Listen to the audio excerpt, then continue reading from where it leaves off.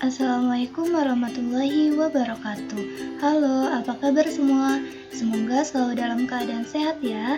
Bertemu lagi dengan kami kelompok 4 pada mata kuliah Pengantar Statistika Matematika. Pada video kali ini, kami dari kelompok 4 yang beranggotakan Hazanatul Qadri, Evi Trinania, Nina Ayu Hafiz Suherman, Yuspita Damayanti, dan Husnul Khotimah akan membahas mengenai distribusi sampling chi-square. Yuk, kita simak bersama. Saya akan menjelaskan hasil diskusi dari kelompok 4 mengenai distribusi sampling, khususnya bagian chi-square. Pertama, saya akan menjelaskan konsep dari distribusi sampling terlebih dahulu. Distribusi sampling merupakan distribusi dari besaran-besaran statistik seperti rata-rata, simpangan baku, dan proporsi yang mungkin muncul dari sampel-sampel. Distribusi sampling adalah serangkaian bentuk distribusi probabilitas statistik yang diperoleh dari sejumlah besar sampel yang diambil dari populasi tertentu, di mana yang kita ketahui populasi merupakan keseluruhan kumpulan dari mana sampel statistik diambil.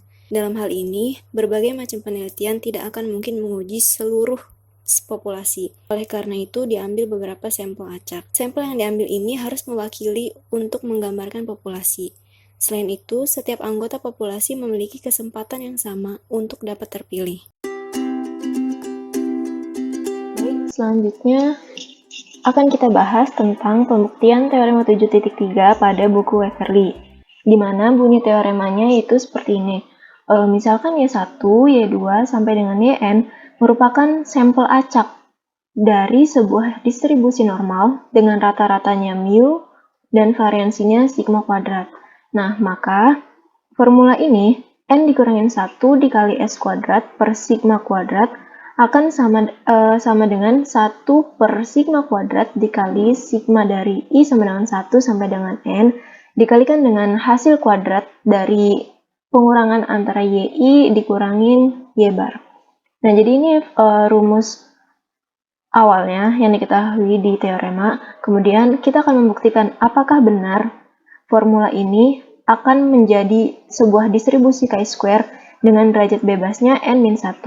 Kemudian Y bar dan S kuadratnya merupakan sebuah variabel random acak yang saling bebas atau saling independen. Nah, langkah pertama tentu saja kita akan menganalisis apa saja nih yang diketahui dalam teorema 7.3 tadi. Yang pertama ada Y1, Y2, sampai dengan Yn yang merupakan sampel acak dari sebuah distribusi normal. Nah, ini distribusi normal biasanya notasinya seperti ini, dengan rata-rata mu dan variansi sigma kuadrat. Selanjutnya yang kedua, kita ada lambang Y bar. Apa sih Y bar itu? Y bar merupakan rataan sampelnya. Rataan sampel, di mana rumus bakunya adalah 1 per N dikali sigma dari I sama dengan 1 sampai dengan N dikali YI. Nah, yang ketiga ada S kuadrat. Nah, S kuadrat ini artinya apa? Artinya variansi sampel, yang mana rumus bakunya adalah 1 per N-1 dikali sigma dari I sama dengan 1 sampai dengan N dikalikan dengan hasil kuadrat dari YI dikurangi Y bar. Nah, oke, dari hal-hal yang kita ketahui ini, kita akan membuktikan apakah benar formula yang tadi, yang ini, merupakan sebuah distribusi chi-square dengan derajat bebas n-1. Dan juga Y bar dan S kuadratnya merupakan suatu variabel acak yang saling bebas. Nah, ini yang akan kita buktikan. Selanjutnya, untuk membuktikan teorema 7.3, tentunya kita memerlukan bantuan fakta atau teorema yang sudah pernah ada sebelumnya atau sudah dibuktikan sebelumnya. Untuk apa? Untuk memanipulasi bentuk yang ada di teorema 7.3 sehingga kita dapat membuktikan kebenaran dari teorema 7.3 yang tadi. Teorema-teorema yang kita butuhkan yaitu ada 4. Yang pertama, yang ini. Sigma I sama dengan 1 sampai dengan N dikalikan dengan YI minus Y bar akan menghasilkan 0. Nah, nanti kita akan buktikan apakah benar bentuk ini hasilnya itu 0. Ini teorema yang kedua. Seperti ini bentuknya. Selanjutnya teorema ketiga juga bunyinya N dikali hasil kuadrat dari Y bar dikurangin mu per sigma kuadrat. Apakah benar merupakan distribusi chi-square dengan derajat bebas 1? Dan teorema yang keempat juga dimisalkan W sama dengan sigma I sama dengan 1 sampai dengan N dikalikan dengan YI min mu per sigma kuadrat, apakah merupakan suatu distribusi chi-square dengan derajat bebas N. Nah, dalam video kali ini kita akan membuktikan juga nih, apakah keempat teorema tersebut benar atau salah. Kita akan membahas 2 dari 4 tersebut. Yang pertama, untuk membuktikan teorema yang pertama tadi, kita bermula dari formula Y-bar, di mana formula Y-bar ini telah dibahas juga oleh kelompok 1 dan sudah dibuktikan kebenarannya. Maka kita akan menggunakan Y-bar sama dengan 1 per N dikali sigma I sama dengan 1 sampai dengan N dikali YI. Nah, selanjutnya kita kalikan kedua ruas dengan N. Akan menghasilkan N dikali Y-bar sama dengan sigma I sama dengan 1 sampai N dikali YI. Nah, hasil ini kita simpan terlebih dahulu. Kemudian kita akan mulai dari formula teorema pertama yang sisi sebelah kiri.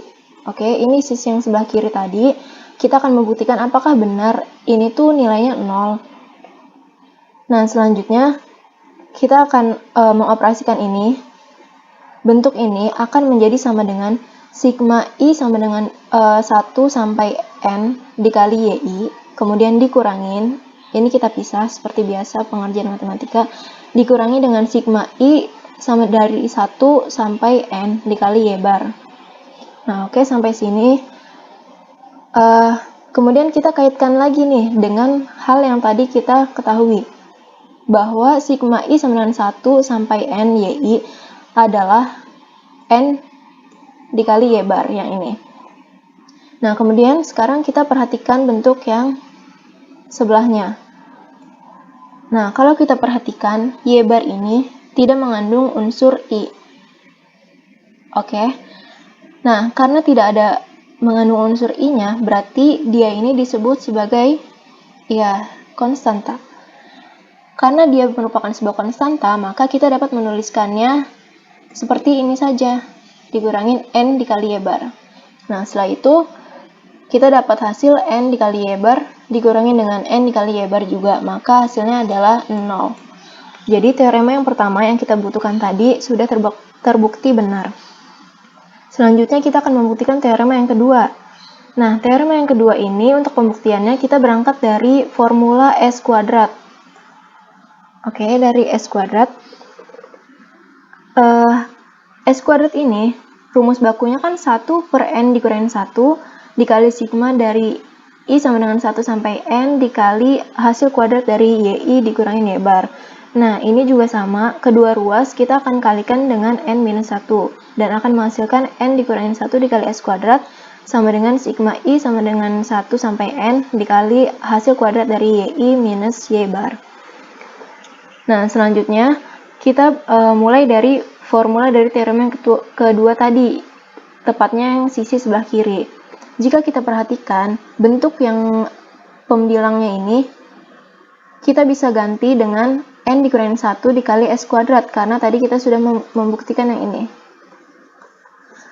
Nah, jadi hasilnya adalah benar, bahwa sigma I dari 1 sampai N dikali hasil kuadrat dari YI minus Y-bar per sigma kuadrat itu adalah N-1 dikali S kuadrat per sigma kuadrat. Jadi teorema yang kedua juga benar. Maka kita bisa menggunakannya untuk membuktikan teorema 7.3 nanti. Selanjutnya untuk teorema yang ketiga dan keempat itu penyelesaiannya hampir serupa dan sudah dijelaskan oleh kelompok sebelumnya. Maka kita akan lanjut kepada pembuktian utama kita, yaitu pembuktian teorema 7.3. Nah, di sini dituliskan lebih simpelnya bahwa kita mau ngapain sih? Kita itu mau membuktikan apakah bentuk ini N-1 dikali S kuadrat per sigma kuadrat yang rumusnya tadi ada di soal merupakan sebuah distribusi chi-square dengan derajat bebas N-1. Nah, untuk membuktikannya, kita juga mengaitkan dengan materi yang telah kita pelajari di semester sebelumnya, yaitu pengantar teori peluang. tepatnya pada materi fungsi pembangkit momen atau moment generating function. Nah, pembuktian teorema 7.3 ini kalau dikaitkan dengan FPM akan ekuivalen dengan bentuk seperti ini. Moment generating function dari n-1 dikali s kuadrat per sigma kuadrat terhadap T sama dengan mv terhadap T. Nah, untuk V-nya ini sebuah distribusi chi-square dengan derajat bebas n-1. Nah, jadi kita akan membuktikan nih apakah benar sisi sebelah kiri ini sama dengan sisi sebelah kanan untuk membuktikan teorema yang 7.3 ini. Nah, selanjutnya kita hitung dulu yang ruas kanannya, yaitu MVT, di mana V-nya merupakan distribusi chi-square dengan derajat bebas n-1. Setelah melakukan perhitungan FPM atau moment generating function, itu kan rumusnya kalau kita mencari MVT akan menjadi sama dengan E besar dikali E kecil pangkat TV. Oke, nanti ada perhitungan integralnya. Setelah dihitung integralnya, akan diperoleh nilai MVT seperti ini. 1 dikurangin 2T pangkat minus N-1 per 2. Di mana V-nya itu merupakan distribusi chi-square dengan derajat bebas N-1. Nah, ini bentuk W-nya yang tadi kita misalkan di teorema keempat, dan ini juga merupakan bentuk dari teorema 7.3 soalnya gitu. Bisa dicek kembali, silahkan. Nah, selanjutnya kita akan mengecek ruas kirinya. Kita berangkat atau mulai dari formula W. W ini 1 per sigma kuadrat dikali sigma I dari 1 sampai dengan N dikali dengan hasil kuadrat dari YI minus mu.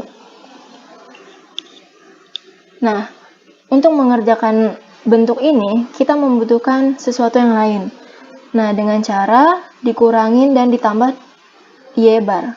Kan kalau misalkan kita mengurangi dan menjumlahkan dengan sesuatu hal yang sama, maka hasilnya akan 0 kan? Jadi tidak akan berpengaruh dengan formula yang awal. Jadi boleh ya, kita mengurangi dengan Y bar dan menjumlahkan dengan Y bar. Setelah itu, kita gunakan sifat asosiatif atau pengelompokan. Jadi seperti ini. Nah, sekarang kan udah terlihat nih, kalau ada bentuk kuadrat. Dan ini juga bisa dihitung. Jadi yang di dalam kurung ini kita kuadratkan. Akan menghasilkan apa? Akan menghasilkan bentuk seperti ini. Jadinya 1 per gamma kuadrat dikali sigma dari 1 sampai N dikali dengan hasil kuadrat yang tadi, yaitu hasil kuadrat dari YI minus Y bar ditambah 2 dikali Y bar dikurangin mu dikali dengan YI dikurangin Y bar, kemudian ditambah dengan hasil kuadrat dari Y bar dikurangin mu. Nah, setelah ini, kita kan di depan masih punya bentuk 1 per sigma kuadrat nih. Nah, sebaiknya kita pisah nih. Jadi, ketiga bentuk ini yang 1, 2, dan 3, masing-masing akan dibagi dengan sigma kuadrat. Nah, hasilnya seperti ini. Setelah itu, kita perhatikan. Dari bentuk yang ini, apa nih yang bisa kita gunain dari keempat teorema yang tadi kita butuhkan? Nah, ternyata bentuk ini akan menghasilkan 0. Sigma dari 1 sampai N dikali YI minus Y bar ini hasilnya 0. Dari mana? Dari teorema yang pertama tadi telah kita buktikan. Nah, oke, jadi kalau misalkan yang ininya 0, maka ketika dikalikan dengan yang sebelahnya, hasilnya juga akan 0, betul. Nah, sisanya itu adalah tinggal yang sigma dari 1 sampai N dikali hasil kuadrat dari YI minus Y bar per sigma kuadrat ditambah dengan sigma I dari 1 sampai N dikalikan dengan hasil kuadrat dari Y bar dikurangi mu per sigma kuadrat. Nah, setelah itu kita perhatikan bentuk yang ini. Nah, bentuk yang ini itu kan ada sigma dari I-nya itu dari 1 sampai N. Tapi di formulanya tidak mengandung unsur I. Maka artinya apa? Artinya dia adalah sebuah konstanta. Karena dia merupakan sebuah konstanta, maka kita dapat menuliskannya seperti ini. Oke. Selanjutnya, kita perhatikan bentuk yang sebelahnya lagi nih. Nah, karena kita sudah membuktikan 4 teorem yang tadi kita butuhkan, coba nih kita lihat lagi bentuk itu tuh sama kayak apa. Ternyata sama seperti teorema yang kedua nih yang telah kita buktikan tadi. Jadinya kita boleh ganti dong dengan n-1 dikali s kuadrat per sigma kuadrat. Oke ya. Nah, selanjutnya ini kan step selanjutnya ini diganti dengan teorema yang kedua tadi. Kemudian yang ini karena merupakan konstanta maka kita dapat menuliskan dengan bentuk seperti ini. Nah, hasil akhirnya akan menjadi seperti ini. W sama dengan n dikurangi 1 dikali s kuadrat per sigma kuadrat ditambah dengan n dikali hasil kuadrat dari y bar minus mu per sigma kuadrat. Oke, sampai sini kita simpan dulu jawabannya. Kemudian step selanjutnya kita memisahkan bentuk akhir dari W ini. Nah, misalkan H adalah n-1 dikali s kuadrat per sigma kuadrat. Nah, jadi yang ininya itu H, kemudian yang U ini, yang bentuk ini, merupakan U kuadrat, di mana U kuadrat ini merupakan distribusi chi-square dengan derajat bebas 1. Oke, selanjutnya adalah diperoleh bahwa W sama dengan H ditambah U kuadrat. H ditambah U kuadrat.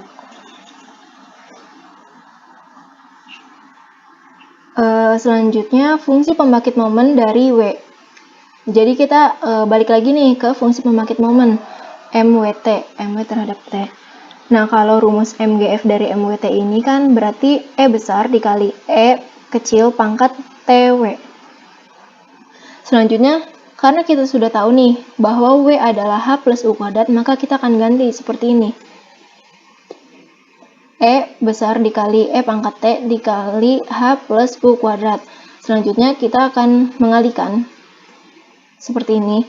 Jadinya E besar dikali E kecil pangkat TH ditambah TU kuadrat. Nah, karena ini pangkatnya merupakan penjumlahan, maka kita bisa dong memanipulasinya menjadi seperti ini. E dikali E pangkat TH dikali E pangkat T dikali U kuadrat. Nah, setelah itu, kita mengetahui bahwa H dan U kuadrat ini, yang mana di dalamnya terdapat Y bar dan juga sigma kuadrat, yang saling lepas atau independen. Bisa dilihat dari bentuk ininya. Y bar sama sigma-nya.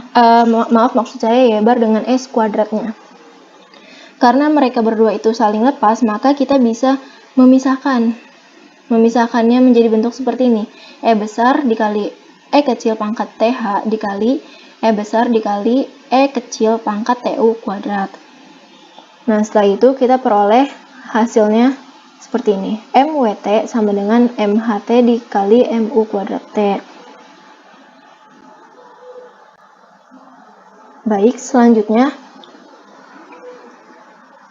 dari hasil yang ini kita akan cari MHT-nya.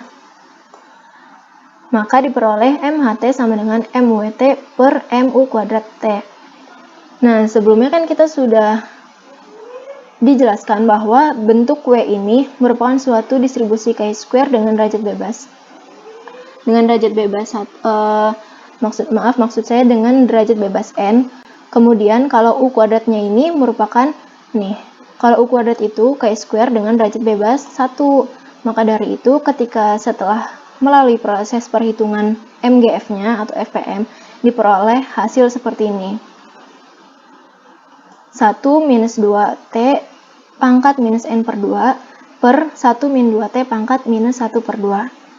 Sampai sini kita menghitung atau menyederhanakan kembali bagian pangkatnya.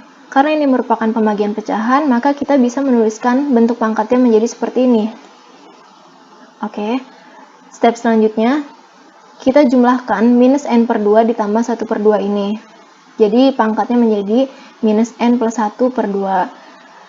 Ini juga sama, masih mengoperasikan pangkatnya. Ini juga mengoperasikan pangkatnya, dan sampai kita mendapatkan hasil dari MHT-nya ini MHT nih. Ternyata kalau diperhatikan hasilnya adalah 1 minus 2T pangkat minus N min 1 per 2. Ternyata dia itu benar ekuivalen dengan sisi sebelah kirinya yaitu MVT. Nah, coba dilihat lagi nih ya, MVT-nya apa? Nah, MVT-nya adalah 1 minus 2T pangkat minus N min 1 per 2. Jadi, sudah terbukti nih bahwa sisi kirinya sama dengan sisi kanan. Maka dari itu, teorema 7.3 juga terbukti bahwa N-1 dikali S kuadrat per sigma kuadrat merupakan sebuah distribusi chi-square dengan derajat bebas N-1. Yang mana S kuadrat dan Y barnya merupakan variabel acak yang saling bebas atau independen. Seperti itu ya untuk pembuktian teorema 7.3. Nah, selanjutnya setelah kita membahas konsep, kemudian pembuktian teorema, rasanya tidak pas kalau kita tidak membahas contoh soal. Nah, maka dari itu, di sini ada contoh soal, bunyinya seperti ini, sebuah pabrik baterai menjamin bahwa rata-rata umur baterainya itu 3 tahun, dan deviasi standarnya 1 tahun. Bila 5 dari sampel baterai yang diambil, umur baterainya adalah 1,9, 2,4, 3,0, 3,5, dan 4,2, apakah produsen baterai tersebut masih tetap yakin bahwa standar deviasinya 1 tahun? Asumsikan umur baterai ini memiliki distribusi chi-square dan tingkat keyakinan 95%. Nah, seperti biasa kita analisis dulu apa aja nih yang diketahui dari contoh soal tadi. Yang pertama ada ukuran sampelnya. Ukuran sampel itu dinotasikan dengan N, yaitu nilainya 5. Jadi di sini ada ukuran sampelnya 5, bila 5 dari sampel baterai. Nah, ini kan. Selanjutnya ada diketahui standar deviasinya berapa? Standar deviasinya 1 tahun. Di mana standar deviasi itu notasinya sigma kuadrat. Ups, maaf ya. Nah, hal yang diketahui selanjutnya itu masing-masing umur baterainya nih. Ada X1, 1,9, X2, 2,4, X3 nya 3,0, kemudian X4 nya 3,5, dan X5 nya 4,2. Yang ditanyakan, apakah produsen baterai tersebut masih tetap yakin bahwa standar deviasinya 1 tahun? Nah, untuk menyelesaikan masalah ini, pertama-tama kita akan menghitung variansi sampelnya, yaitu S kuadrat. Sebelum ke rumus X kuadratnya, maka kita cari dulu nih variansi sampelnya supaya tidak bertumpuk di rumus yang ini nanti. Oke, rumus dari S kuadrat kan seperti ini. Ini udah berkali-kali tadi dibilangin bahwa S kuadrat itu rumus bakunya 1 per N min 1 dikali sigma dari 1 sampai N dikalikan dengan hasil kuadrat dari YI min Y bar. Nah, setelah itu bentuk ini akan sama dengan bentuk yang ini, seperti ini. Nah, biasanya juga di buku-buku ada beberapa buku yang menuliskannya juga seperti ini. Karena supaya lebih memudahkan juga. Mohon maaf, ini maksudnya huruf Y dan ini juga Y. Diperoleh bahwa N dikali sigma dari 1 sampai N dikali YI kuadrat. Oke, nanti ini jadi YI-nya dikuadratkan dan mengikuti urutan sigmanya dikurangi dengan hasil kuadrat. Nah, ini hasil kuadrat dari apa? Dari XI-nya, di mana I itu dari 1 sampai N. Dibagi dengan N dikali N-1. Selanjutnya kita masukkan angka-angka yang diketahui tadi. Yang pertama ada N itu sama dengan 5. Kemudian ini masing-masing XI-nya dikuadratkan kan. Maka akan menjadi 1,9 kuadrat ditambah dengan N,4 kuadrat ditambah 3,0 kuadrat ditambah 3,5 kuadrat ditambah 4,2 kuadrat. Kemudian, mohon maaf ini maksudnya dikurangi dengan XI, dijumlahkan dulu, kan ini sigma. Setelah dijumlahkan, maka kita kuadratkan. Jadinya 1,9 ditambah 2,4 ditambah 3,0 ditambah 3,5 ditambah 4,2, hasilnya akan dikuadratkan nanti di akhir. Dibagi 5 dikali 5 minus 1. Nah, kita peroleh seperti ini. 5 dikali 48,26 dikurangi dengan 225 per 5 dikali 4, karena N-nya kan 5. Nah, ini hasil dari variansi sampelnya. Selanjutnya kita masuk ke rumus X kuadratnya, yaitu chi square-nya N-1 dikali S kuadrat per sigma kuadrat. Nah, N ini kan 5 ya, jadi 5 dikurangin 1 sama dengan 4, dikalikan dengan hasil variansi sampelnya, yaitu 0,815 per sigma kuadrat, atau standar deviasinya, yaitu 1. Nah, jadi kita peroleh hasil 3,26. Setelah itu, kita lihat ke tabel distribusi chi square-nya. Kita fokusnya ke derajat bebasnya kan N-1. Oke, kalau N-1 berarti kan 5 dikurangin 1. Jadi kita fokus ke yang derajat bebas 4. Tadi juga dikasih tahu kalau keyakinannya itu sebesar 95%. Nah, jadi berdasarkan tabel distribusi chi square diperoleh keyakinan pada tabel chi square yang 95% dan derajat bebas 4 itu 0,711. Kemudian yang 5%-nya 9,488. Karena 95% dari nilai chi square-nya 3,26, tadi ini nilai chi square-nya kan udah dapat nih 3,26. Karena dia itu dengan derajat kebebasannya 4 ya, tadi sudah dijelaskan. Dia itu terletak antara 0,711 dan 9,488. Maka dari itu, nilai yang dihitung dengan standar deviasi tadi dan chi square-nya sudah diketahui masih layak. Artinya apa kalau masih layak itu? Artinya produsen tetap yakin bahwa standar deviasinya 1 tahun. Seperti itu ya contoh soalnya. Baik, terima kasih yang telah menyimak, dan juga mohon maaf sebesar-besarnya apabila ada salah kata atau salah pengetikan. Semoga bermanfaat dan menambah ilmu kita.